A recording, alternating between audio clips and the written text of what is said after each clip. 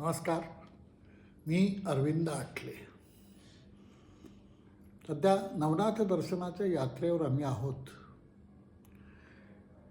आणि बऱ्याचशी ठिकाणं मी आपल्यासमोर प्रस्तुत केली आहेत. खरं म्हणजे माझ्या या इतक्या वयामध्ये हे सगळं मला कठीण जरी असलं तरी गुरुकृपा असेल तर काहीही होऊ शकतं यावर माझा विश्वास आहे आणि त्याप्रमाणे ही यात्रा चालू आहे. अनेक वेळा अनेक ठिकाणं कल्पना नसतानाही त्या ठिकाणी जाता आलं, पाहता आली आणि ही सगळी मी तुमच्यासमोर ओळीने प्रस्तुत केलेली आहेत. आता हा शेवटचा टप्पा आहे आणि याच्यामध्ये आमच्या खेड्यावर मी आलो. तो खेड्याचं मला अत्यंत प्रेम आहे आणि तिथे आलो असताना तिथून हालसिद्धनाथांचं स्थान आप्पाची वाडी हे जवळ असल्यामुळे तिथे साहजिकच जाणं स्वाभाविक होतं. तर आज आपण हालसिद्धनाथांची माहिती घेऊ, आप्पाच्या वाडीला भेट देऊ. आप्पाच्या वाडीचं जे काही क्षणचित्र आहेत ती समोर मी तुमच्यासमोर मांडतो आहे. ही क्षणचित्र मांडते असताना कोणतीही मी कॉमेंट्री करणार नाही, परंतु आधी हालसिद्धनाथांची जेवढी माहिती मला मिळवता आली आणि यासाठी पुण्याचे श्री रंगा कुलकर्णी यांची मला अतिशय मदत झाली. त्यांनी ही माहिती दिली नसती तर माझ्यापुढे इतकी सविस्तर अशी माहिती आली नसती. या बहुतेक नवनाथांच्या ठिकाणी मी त्या ठिकाणच्या पुजाऱ्यांना म्हणा किंवा जे काही इतर ऑथराईज जी माहिती असणारी माणसं आहेत अशा लोकांना भेटून त्यांचे इंटरव्ह्यूसुद्धा बहुतेक मी आपल्यासमोर प्रस्तुत केलेले आहेत. परंतु आप्पाच्या वाडीला मला तसं कोणी न भेटल्यामुळे ही माहिती देऊन श्रीयुत रंगा कुलकर्णी यांनी मला अत्यंत उपकृत केलेलं आहे. तर रेवणनाथ, काळसिद्ध आणि हालसिद्ध ही तिन्हीही नावे एकाच नाथांची आहेत. रेवणनाथांचे शिष्य मरोडसिद्ध आणि हालसिद्धनाथांचे शिष्य ही मरोडसिद्धच. त्यामुळे जिथे जिथे हालसिद्धांचे आणि रेवणनाथांचं स्थान आहे तेथे तेथे मरोडसिद्ध यांचेही स्थान शेजारीच आहे. रेवणनाथांना गाईचं दूध अतिशय प्रिय. कानडीत हाल म्हणजे दूध. दुग्धप्राशनाने जे प्रसन्न झाले ते हालसिद्ध. म्हणून विशेषतः कर्नाटकात रेवणनाथ महाराज हालसिद्ध या नावाने ओळखले जातात. प्रेमे करीसी दयाळा दुग्धप्राशन म्हणून हालसिद्ध म्हणती भक्तजन. रेवणनाथाचा तू अवतार म्हणून गैवी सिद्ध तुझसी नामाभिमान. रेवणनाथांचे हिंदू, जैन, लिंगायत, मुसलमान असे सर्व स्तरातील, जातीतील आणि धर्मातील हजारो भक्त आजही या भारतभूमीवर आहेत. हालसिद्धनाथांची पुढील मुख्य स्थानं जसे मोगलाईतील ऐरणी, रायबाग महालमधील कंकणवाडी, तालुका चिकोडी येथील नणदी, तालुका शिरोळमधील घोसरवाड, तालुका तिकोटेमधील कारिकोळ अर्थात सिद्धपूर हट्टी आणि तालुका चिकोडीमधील आप्पाची वाडी. या आप्पाच्या वाडीला आपण सध्या आलो आहोत, त्यामुळे तिथली माहिती आपण जास्ती शक्यतो सविस्तरपणे बघूया. वास्तव्याने आणि साक्षात्काराने गेले 250 ते 300 वर्ष हे स्थान प्रसिद्ध आहे. हालसिद्धनाथांच्या अवताराचा काळ साधारणपणे इसवी सन 1682 ते 1776 असा झाला. आता घोसरवाड येथे शिंदे इनामदार यांचं घराणं आहे आणि 5व्या पिढीतील भिकाजीराव देसाई यांच्या पत्नी सावित्रीबाई या महान पतिव्रता होत्या. त्यांच्या भक्तीने प्रसन्न होऊन हालसिद्धनाथ घोसरवाड येथे प्रकट झाले आणि सावित्रीबाईंना ही बाळती कळताच त्यांनी महाराजांना आपल्या वाड्यात बोलवून आणलं आणि त्यांची सोय केली. त्यांना संतती नव्हती. सावित्रीबाईंनी महाराजांकडे आपल्याला एक मुलगा असता तर फार चांगलं झालं असतं अशी इच्छा व्यक्त केली. ताबडतोब एक गोंडस मूल त्यांच्याकडे रांगत आलं. मातृभावनेने उचंबळून येऊन सावित्रीबाईंनीही त्या बालकाला स्तनपान करवलं. अशा तऱ्हेने रेवणनाथ महाराजांच्या सामर्थ्याची आणि चमत्काराची पूर्ण ओळख सावित्रीबाईंना पटली. बालक रूपानं नाथ महाराज सावित्रीबाईंचे असताना पान करीत असत. हा कोणी बंगाली जादूगार असून त्यानं आपल्या पत्नीवर वशीकरण केलं आहे असा कुविचार सावित्रीबाईंच्या पतीच्या मनात आला आणि त्याच्या मनात पापबुद्धी उत्पन्न होऊन त्यांनी महाराजांना ठार करण्याचं ठरवलं. शिपायांनी महाराजांना पकडण्याचा आटोकाट प्रयत्न केला, पण शेवटपर्यंत महाराज शिपायांच्या हाती लागले नाहीत. तेव्हा महाराजांनी आपलं खरं रूप प्रकट केलं आणि ते वाड्यातून निघून गावाबाहेर पडले. शिपायांनी घोड्यावरून त्यांचा पाठलाग सुरू केला. पाठलाग होत होत महाराज चिकोडी तालुक्यातील अप्पाचीवाडीपर्यंत आले आणि तेथील कार्याच्या जाळीत ते गुप्त झाले. त्यावेळी पाठलाग करणाऱ्यांच्या शिपायांपैकी काही जणांचे डोळे गेले, तर काही जण डोळे पांगळे झाले, तर काहींची घोडी गेली. घोसरवाड येथे सावित्रीबाईंच्या पतीचेही डोळे गेले. भावी भजता या परी सावित्री तुझसी, दुर्बुद्धी झाली पतीच्या चित्तासी, अल्पमती तो धावे अंत पहावयास, प्रताप दाखवूनी त्यासी गुप्त सख्या होती. या सर्व प्रकारामुळे सावित्रीबाईंना अत्यंत दुःख झालं आणि त्यांच्या पतींना आपल्या कृत्याचा पश्चात्ताप झाला. सावित्रीबाईंनी महाराजांचं पुन्हा दर्शन झाल्याखेरीज तोंडात पाणी घेणांनी असा निश्चय करून उपोषणाला आरंभ केला आणि 7 दिवस उपोषण केल्यानंतर महाराजांनी सावित्रीबाईंना दर्शन दिलं. मात्र वाड्यात न जाता त्यांनी वाड्या शेजारील एका निंबाच्या झाडाखाली मुक्काम केला.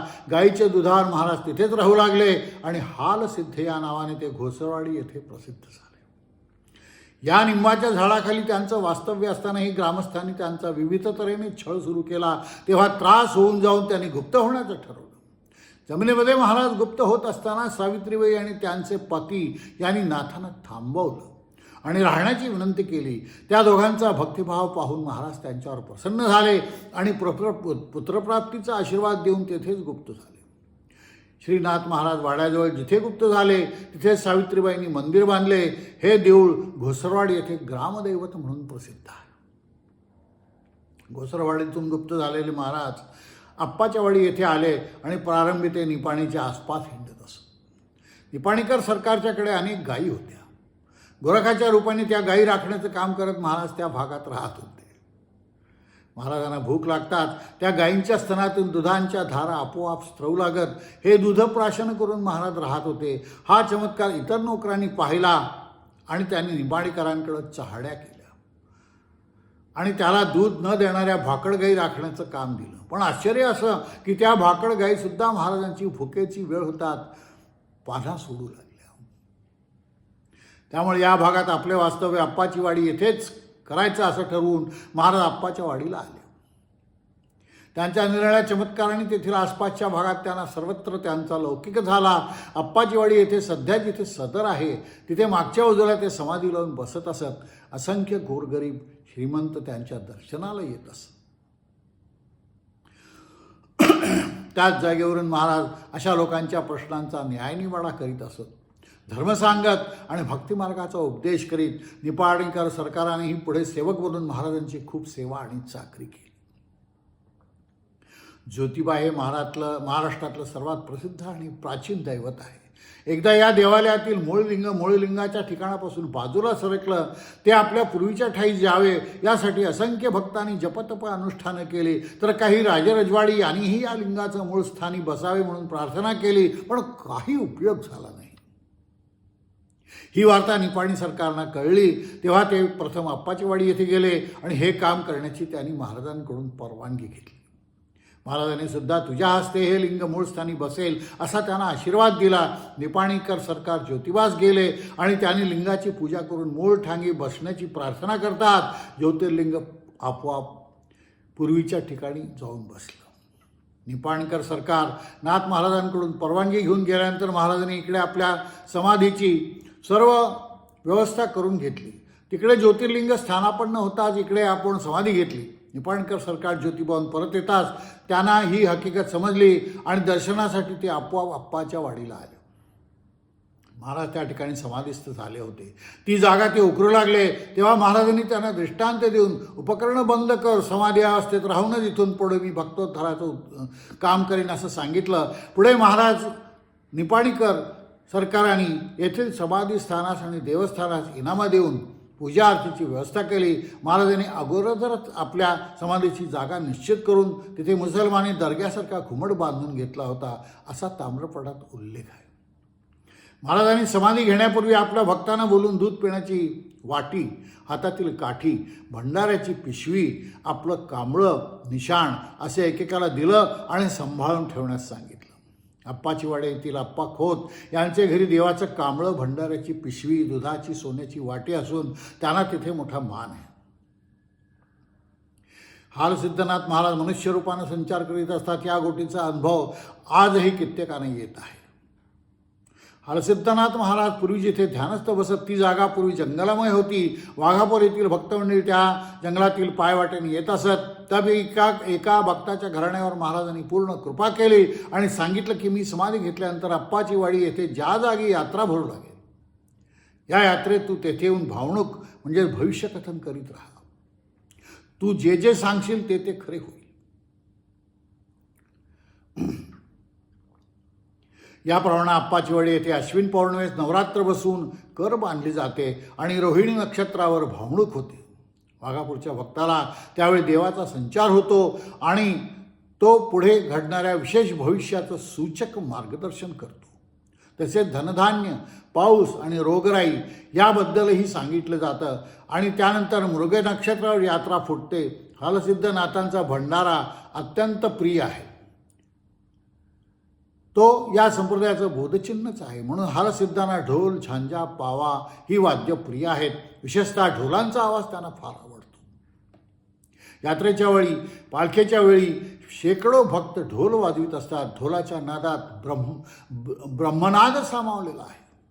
अहम ब्रह्मा तद्ब्रह्मा असाच ध्वनी ढोलाच्या प्रत्येक ठेक्यातून उत्पन्न होतो आणि लक्षपूर्वक त्या आवाजाकडे मन एकाग्र केल्यास आपोआप लय लागते. ढोल वाजवणं हा एक नाथसेवेचा भाग आहे. हालसिद्धनाथ सदेह अवतार कार्य करीत असतात. त्यांनी रायबाग येथील धनकर घराण्यावर कृपा केली आणि आप्पाची वाडी येथील यात्रेत तुझा मान राहील असा आशीर्वाद दिला. त्याप्रमाणे रायबाग येथील धनगरांना दुधाची घागर आणून यात्रेची कर बांधण्याचा आणि तोडण्याचा मान आहे. काही ठिकाणाहून गायींच्या, बकरींच्या दुधाची घागर यात्रेच्या वेळी आणण्याची त्या गावांची प्रथा आहे.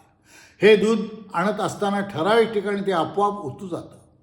या न तापवता आपोआप ओतू जाणाऱ्या दुधावरून आणि त्या जागेवरून शुभफले वर्तावली जातात आणि ती खरी ठरतात. सन 1875-76च्या सुमारास घोसरवाड भागात मोठा दुष्काळ पडला होता. त्यामुळे घोसरवाड येथे लख्खे घराणे, बसतवडे घराणे, फोद घराणे हीच मंडळी पोट भरण्याकरता देशांतराला निघाली. त्यावेळी जाताना हालसिद्धनाथांच्या देवळात दर्शनासाठी हे लोक गेले. नाथांच्या वियोगाच्या जाणीवेने सर्वजण रडू लागले. तेव्हा हालसिद्धनाथांनी त्या सर्वांना सांगितलं, अरे मी तर तुमच्याबरोबरच राहीन, तुमचं रक्षण करीन आणि जिथे मुक्काम करण्याविषयी माझी आज्ञा होईल तेथेच तुम्ही राहा, तुमचं कल्याण होईल. आज्ञेप्रमाणे लोक निघाले आणि मजल दरमजल करीत विजापूर राज्यातील तिकोटी तालुक्यातील कारीच्या झाडाच्या माळावर आले. तिथे मुक्काम करण्याची नाथांची आज्ञा झाली. सर्वजण तिथेच मुक्काम करून कालक्रमणा करू लागले. एके दिवशी रात्री काही चोर येऊन त्या लोकांचे बैल चोरून नेऊन लागले. तेव्हा भक्तांना उठा उठा, चोर आलेत, मी हुसकावतो बघा त्यांना, असं सांगून हालसिद्धनाथांनी लोकांना जागं केलं. लोक उठून पाहतात तो काय, सर्वच चोर घाबरून पळून लागलेले त्यांच्या लक्षात, त्यांच्या दृष्टीला पडलं. या माळावरील वारूळ उकरून पाहण्यासाठी हालसिद्धनाथांनी लोकांना आज्ञा केली आणि त्याप्रमाणे वारूळ उकरताच तिथे देवाची सुंदर मूर्ती आढळली. त्या ठिकाणी महाराज प्रकट झाले आणि त्यांनी लिंगप्पा पुजारी यांच्या घराण्यावर कृपा केली. त्या घराण्याकडे मूर्तीच्या पूजेची व्यवस्था दिली. ही अद्यापही चालू आहे. खोद आणि कमते ही मंडळी या देवाची मानकरी आहेत. हेही कारिकोळ होय. कारिकोळी येथे बाळाजीपंत ढवळपुरीकर यांनी हालसिद्धनाथांचं मोठं देऊळ बांधलेलं आहे आणि त्यांच्या घराण्याचा नंदादीप आज तागायत तिथे चालू आहे. कारिकोळ येथे हालसिद्धनाथांचे जागृत स्थान असल्यामुळं असंख्य भक्त त्या ठिकाणी दर्शनाला येतात. अशी ही हालसिद्धनाथांची घोसरवाड, आप्पाची वाडी आणि कारिकोळ ही 3 जागृत स्थाने आहेत. या 3ही स्थानांचा जागृतीचा अनुभव आजही अनेक भक्त मंडळी अखंडपणे घेत आहेत. जय मच्छिंद्र. गोरख कानिफनाथ जालिंदर भर्तरी रेवणनाथ गहिनी चरपटी नागनाथ, हा पदरी घ्या दीनानाथ, हा पदरी घ्या दीनानाथ. नमस्कार.